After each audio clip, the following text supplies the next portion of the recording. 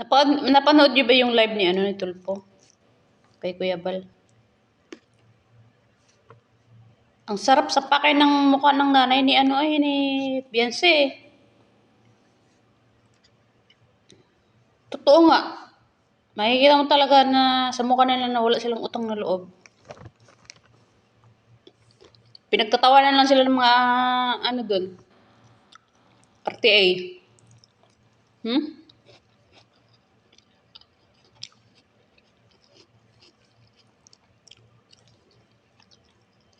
Parang gusto pa ata niya na pati yung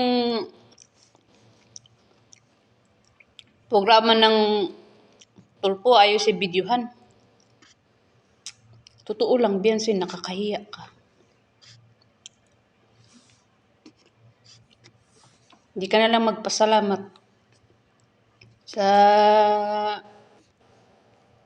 nangyari sa buhay mo, sa mga dumating na blessing. Hindi ka na lang magpasalamat.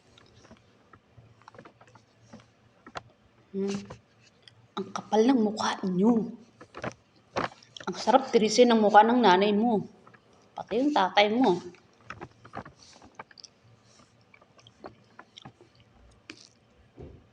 Ang gusto mo pa, ayaw ka videohan ng mga Tulpo.